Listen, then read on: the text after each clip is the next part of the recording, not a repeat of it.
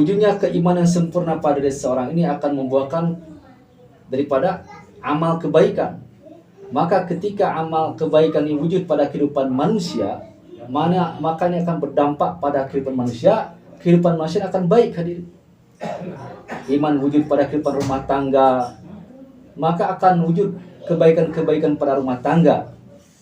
Iman wujud pada kehidupan lingkungan masyarakat, maka lingkungan masyarakat akan wujud kebaikan-kebaikan. Dimanapun wujud keimanan, hadirin, maka akan membuahkan kebaikan-kebaikan.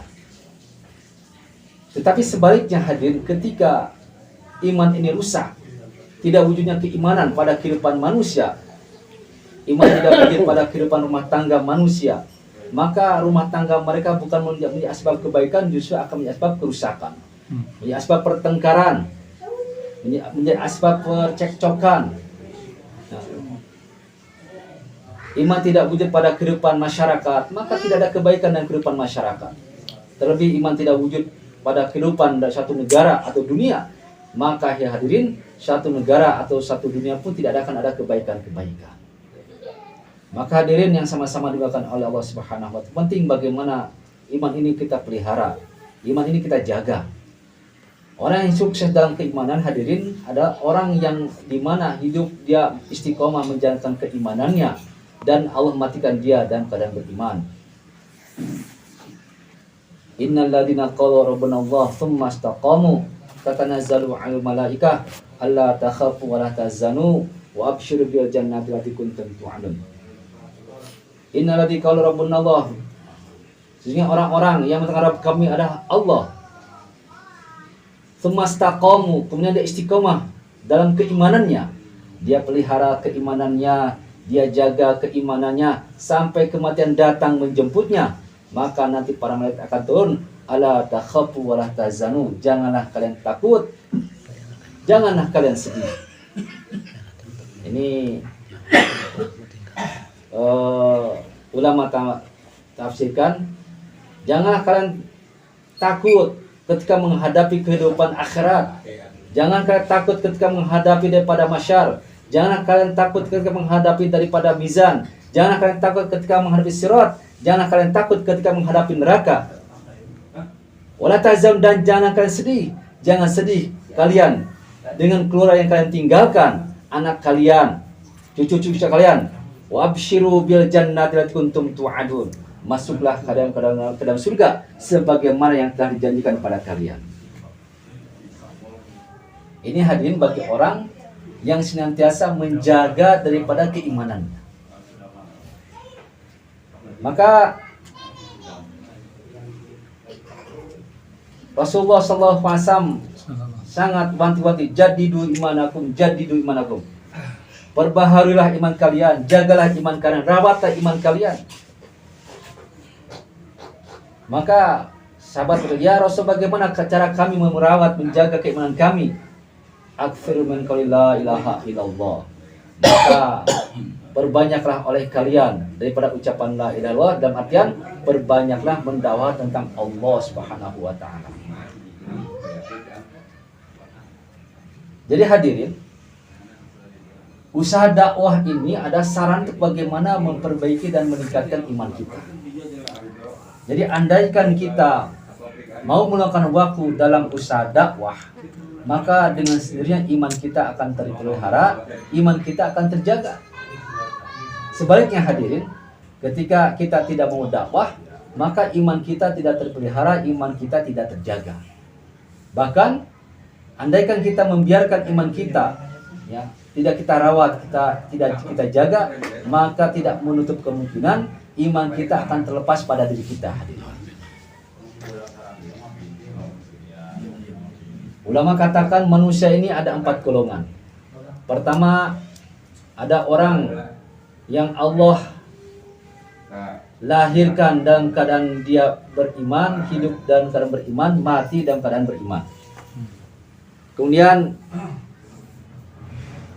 golongan yang kedua, orang yang Allah lahirkan dalam keadaan kafir, hidup dalam keadaan kafir, dan mati dalam keadaan kafir. Golongan yang ketiga adalah orang yang Allah lahirkan dalam keadaan beriman, hidup dalam keadaan beriman, tapi mati dalam keadaan kafir pada Allah Subhanahu wa taala. Dan golongan yang keempat, ada orang yang Allah lahirkan dalam keadaan kafir, hidup dalam keadaan kafir tapi mati dalam keadaan beriman. Kalau orang yang pertama, orang yang Allah lahirkan dalam keadaan iman, hidup dalam keadaan iman, mati dalam keadaan iman, ini wajar dan pantas. Begitupun golongan yang kedua, yang Allah lahirkan dia dalam keadaan kafir, hidup dalam keadaan kafir, mati dalam keadaan kafir, pun wajar dan pantas. Tapi yang jadi permasalahan hari ini, yang ditakutkan oleh kita adalah orang yang Allah lahirkan dalam keadaan beriman, hidup dalam keadaan beriman, tapi mati dalam keadaan kafir. Ini yang dikhawatirkan hadir. Ini yang harus ditakuti. Takut kita termasuk golongan tersebut hadir. Maka hadirin, dengan asbab kita meluangkan waktu dalam usaha dakwah, menjalankan usaha dakwah, ini salah satu ikhtiar, salah satu usaha supaya iman kita terpelihara, iman kita terjaga, sehingga kita mati dalam keadaan iman pada Allah Subhanahu wa taala. Man akhiru kalami la ilaha illallah dakhalal jannah.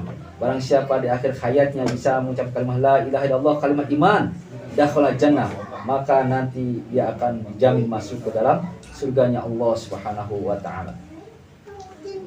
Maka hadirin sama-sama dimakan oleh Allah Subhanahu wa taala. Untuk itulah hadirin, Allah Subhanahu wa taala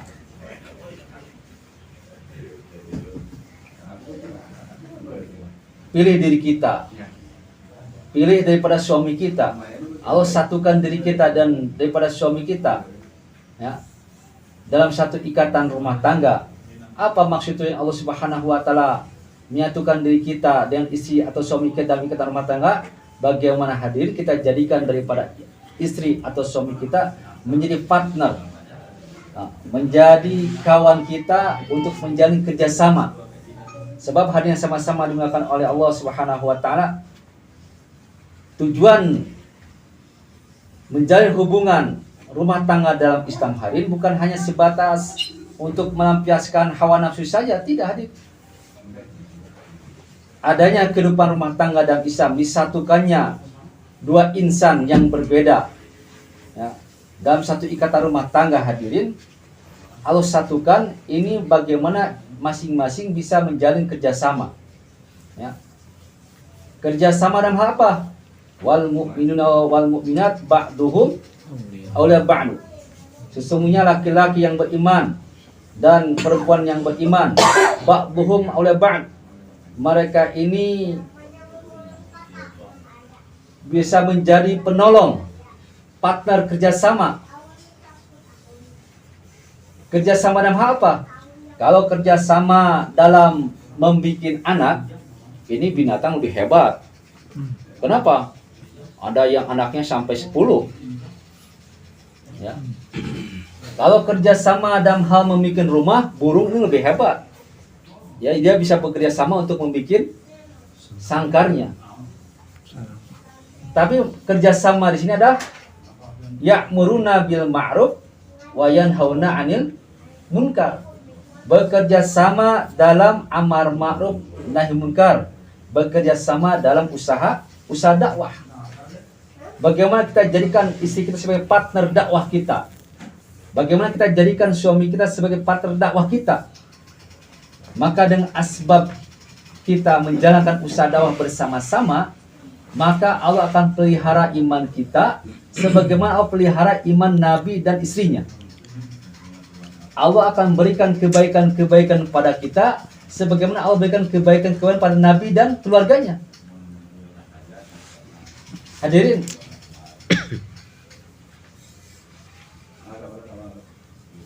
orang-orang yang imannya terpelihara, orang-orang yang imannya betul, orang-orang yang iman yang baik hadirin, janji Allah, man amila solihan min dzakarin au unsa bahwa mukmin. Barang siapa yang beramal soleh, baik laki-laki maupun perempuan, dan dia orang beriman, falanuh yana hayatan thayyibah, maka Allah akan memberikan hayatan thayyibah. Apa hayatan thayyibah hadirin? Ulama katakan hayatan thayyibah ini adalah kebaikan-kebaikan, kebahagiaan, kesejahteraan, kemakmuran. Jadi hadirin yang sama-sama dimakan oleh Allah Subhanahu wa taala, Allah akan berikan kebaikan, Allah akan berikan kesejahteraan, Allah akan berikan daripada ketenangan, kenyamanan kepada laki-laki perempuan. Ya, wal mukmin wal mukminat, kepada laki-laki dan perempuan ketika laki-laki dan perempuan beriman dan beramal soleh.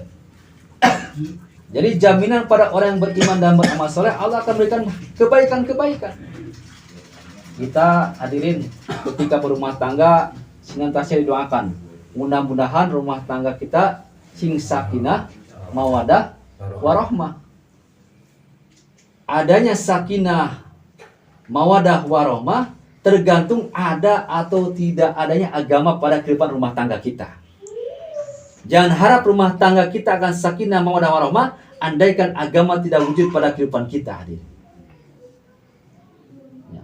Maka kalau ibu-ibu ayah nu datang ngalamar atau bapak-bapak datang ngalamar, kadung orang kali dilamar, ya, badai ngalamar putri ibu-ibu atau bapak-bapak, ayo baheula mah ditanya teh lain usaha di mana, tapi nu tanya teh geus bisa jampe salat jeung jampe wudu encan.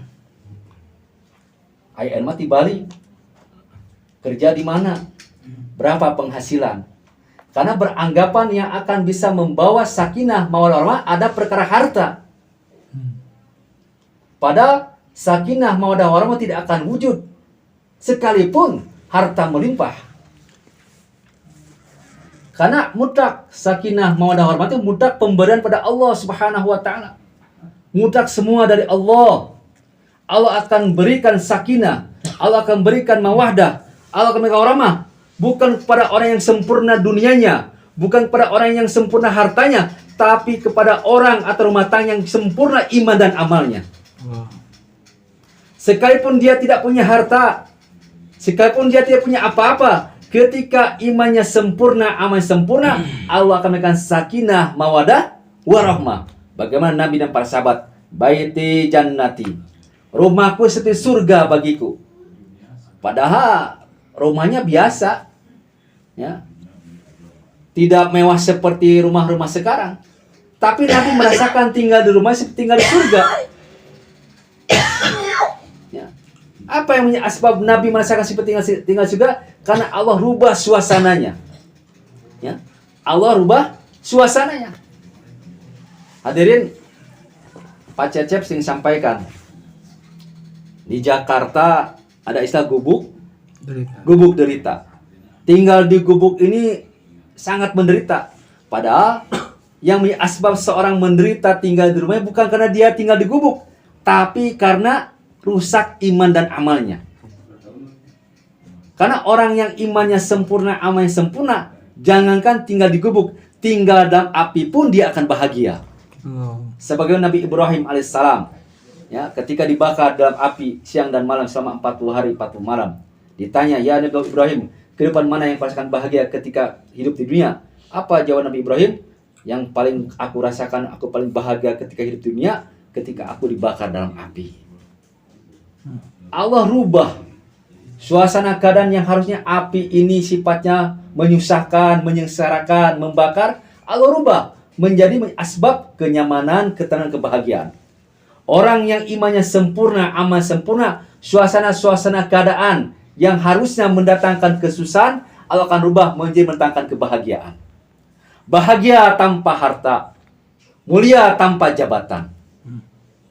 Tapi sebaliknya hadir, orang-orang yang imannya rusak, amalnya rusak, bahkan mungkin dia tidak beriman dan tidak beramal hadir, meskipun dia punya menguasai seluruh dunia, maka akan rubah suasana-suasana kebaikan menjadi suasana-suasana keburukan hadir.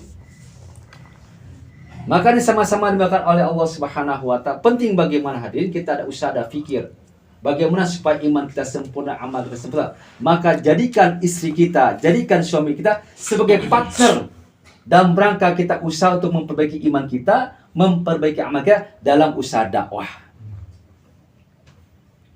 Maka hadirin sama-sama dimakan oleh Allah Subhanahu wa taala.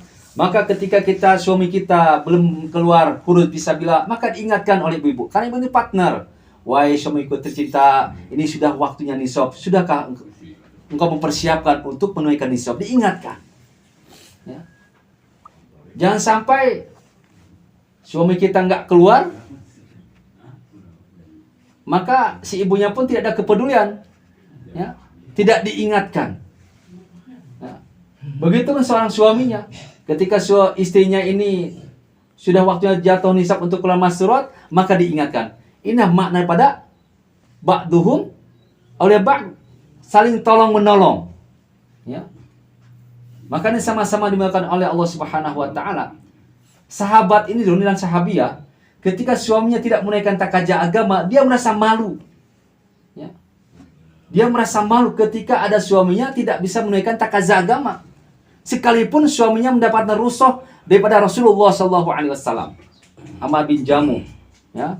Ketika yang lain berangkat perang, dia mendapatkan dispensasi, dia nggak usah berangkat. Datang ke rumahnya, wahai abang, kenapa engkau pulang? Ya kata Rasul, saya nggak apa-apa, nggak berangkat juga, karena saya ini dalam keadaan sakit. Maka katanya nggak percaya, saya hanya melihat abang ini sebatas laki-laki pengecut, laki-laki borangan.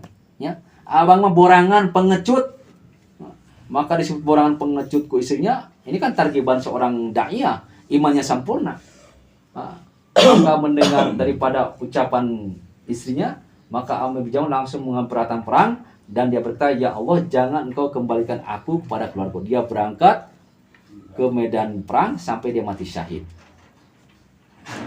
Ini makna kerjasama, hadirin. Ya. Saling mendukung, saling mendorong, saling mengingatkan. Ya. Kemudian dia sama-sama dimuliakan oleh Allah Subhanahu wa taala. Kemudian apa lagi kerjasamanya, hadirin? Wa yuqimunas shalah wa yutuna zakah. Salat dan zakat. Salat ini ibadah, ya. Jadi kerjasama dalam hal ibadah. Ya. Bagaimana kita saling mengingatkan supaya bagaimana istri kita bisa beribadah secara sempurna pada Allah. Kemudian bagaimana kita bisa mengingatkan suami kita pun bisa beribadah sempurna pada Allah Subhanahu wa taala. Ya. Kemudian wa yuti'unallaha wa rasulahu, dan kerjasama untuk mentaati Allah dan Rasulnya. Hadirin yang sama-sama dimakan oleh Allah Subhanahu wa taala. Apa jaminan kita taat pada Rasulnya? Wa may yuti'illahu wa rasulahu faqad faza fawzan azima. Barang siapa taat pada Allah dan Rasulnya, maka dia akan mendapatkan kejayaan yang besar. Jadi kejayaan akan kita raih apabila wujud ketaatan pada Allah dan Rasulnya. Hadirin, begitu taatnya sahabat kepada Rasulullah SAW, maka yang tadinya sahabat ini hidupnya biasa menjadi luar biasa, yang tadinya hina menjadi mulia. Ada seorang wanita, yaitu Halimah. Dia ini kerjaannya menyusui pada bayi-bayi, yang dimana kalau dulu ini seorang ibu yang melahirkan, air susunya ini kering, maka ada wanita yang khusus kerjanya menyusui. Nah, Halimah ini adalah wanita miskin, ya. Dia punya kurma nggak berbuah, kemudian punya kambing, nggak, susunya nih nggak keluar susunya, karena kalau kambing itu dulu bisa diambil daripada susunya. Dan dia punya himar sakit-sakitan. Dia mendengar bahwa di kota Mekah ini ada bayi-bayi yang perlu ibu susu. Maka Himar Syadia mengendarai pada himarnya, berjalannya pelan karena dalam keadaan sakit himarnya ini. Kemudian dia sampai ke kota Mekah, ternyata tinggal satu bayi, yang lain sudah ngambil. Tinggal bayi Rasulullah. Rasul masih bayi, nggak ada yang mengambil. Karena kenapa? Karena Rasul ini kan dari keluarga miskin. Sementara bayi-bayi keluarga kaya ini sudah pada duluan diambil. Maka Halimah itu mengambil daripada bayi Rasulullah, dibawa ke rumahnya. Maka ketika di perjalanan, himar yang tadinya sakit-sakitan, nggak bisa berjalan cepat, justru sekarang malah sehat, nggak sakit lagi, berjalan pun cepat. Dia datang ke rumahnya, kurma yang nggak berbuah menjadi berbuah. Bahkan kambingnya yang tidak tadinya kurus, nggak keluar air susunya, menjadi gemuk dan mengeluarkan air susu. Halimah hanya sebatas membawa bayi Rasulullah, menyusui bayi Rasulullah, Allah beri keberkahan. Terlebih hadirin, andaikan kita senantiasa taat pada Rasulullah, mengamalkan sunnah Rasulullah SAW, bukan hanya sebatas keberkahan, Rasulullah SAW akan memberikan cintanya pada kita. Ya. Rasulullah SAW akan memberikan daripada syafaatnya kepada kita. Hadirin yang sama-sama dimuliakan Allah Subhanahu wa taala, Rasul sangat sayang dan cinta pada kita. Ya. Siang dan malam dia menghabiskan waktu memikirkan diri kita. Ketika Isra Mi'raj, Rasulullah SAW naik ke langit ketujuh, kemudian ke Sidratul Muntaha. Maka ketika di Sidratul Muntaha, Rasul berkata, At-tahiyatul mubarakatus salawatut thayyibatulillah. Maka Allah Subhanahu wa taala sampaikan, Assalamu alayka ya ayuhan nabi wa rahmatullah wa barakatuh. Rasulullah mendapatkan ucapan keselamatan daripada Allah Subhanahu wa taala. Untuk merasa bangga, tapi dia ketika dia mendapatkan jaminan keselamatan, dia ingat akan umatnya. Ya Allah, assalamu alaina wa ala ibadillahi sholihin. Keselamatan buat saya dan orang-orang yang soleh. Dia ingat pada umatnya. Bayangkan, dia mendapatkan jaminan keselamatan dari Allah, dia pun langsung menyampaikan bahwa bagaimana dengan umatnya, bagaimana supaya umat pun mendapatkannya. Maka mendengar ini hadirin, maka seluruh malaikat membaca salawat pada Nabi Shallallahu Alaihi Wasallam. Ini Rasulullah Shallallahu Alaihi Wasallam ketika Isra Mi'raj senantiasa ingat akan umatnya. Begitupun hadirin, ya, ketika Rasulullah Shallallahu Alaihi Wasallam meninggal dunia, apa kata-kata yang diucapkannya? Ummati, ummati. Bahkan ulama katakan ketika nanti dibangkitkan, maka Rasul menemukan orang yang pertama yang akan dibangkitkan. Maka kata-kata pertama yang akan keluar daripada lisan Rasul adalah ummati, ummati, ummati. Siang malam umatnya senantiasa ditangisi oleh Rasulullah SAW. Ya, ada orang Yahudi meninggal saja hadirin, Rasul itu nangis. Ini sama orang Yahudi. Terlebih hari pada orang-orang yang sudah beriman hadirin. Rasul akan senantiasa sedih. Rasul akan senantiasa menangis ketika ada umatnya yang masuk ke dalam nerakanya Allah Subhanahu wa taala. Hadirin, tetapi hadirin, tangisan Rasul ini kita sia-siakan. Ya, tangisan Rasul kita nggak peduli. Ya. Dengan kita senantiasa meninggalkan daripada sunnah baginda sallallahu alaihi wasallam, tidak mau taat lagi pada Rasulullah sallallahu alaihi wasallam, ini hadirin kita telah menyanyiakan daripada tangisan Rasulullah sallallahu alaihi wasallam. Maka penting hadirin untuk bagaimana kita bisa menjaga ketaatan diri kita pada Allah dan Rasulnya. Maka ketika kita bisa bekerja sama dan perkara hadirin, maka ulaika sayarhamuhumullah, maka Allah akan memberikan rahmat pada kita. Hadirin yang sama-sama dimuliakan Allah Subhanahu wa taala. Kenapa sekarang hadirin agama ini seperti tidak berharga pada diri kita? Agama ini seperti tidak berharga dalam pandangan kita. Karena hadirin kurangnya cinta kita pada agama. Karena hadirin, satu perkara akan berharga tergantung dari rasa cinta. Batu bacan ini batu biasa. Tapi kenapa menjadi berharga? Karena dicintai.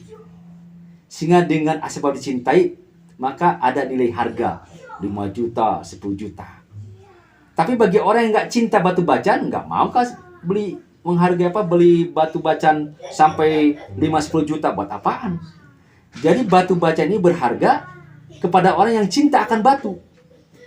Begitu pun hadirin burung, manuk, sampai ada ratusan juta. Ini manuk ini berharga karena dicintai. Tapi bagi orang yang nggak cinta pada manuk, maka manuk ini nggak ada harganya. Apapun hadirin yang kita cintai ini akan berharga, ya. Segala perkara yang baik kebenaran apapun, ini akan ada nilai harganya ketika dicintai. Kenapa sekarang agama hari ini tidak berharga? Karena agama ini nggak dicintai oleh umatnya. Dahulu agama ini betul-betul sangat berharga dalam pandangan para sahabat, karena sahabat begitu cinta pada agama. Ya.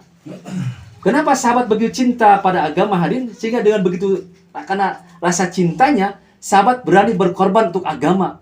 Apapun yang dimiliki dikorbankan untuk agama. Sebagai kita cinta pada burung atau pada manuk, kita berani mengorbankan apapun untuk mendapat itu burung.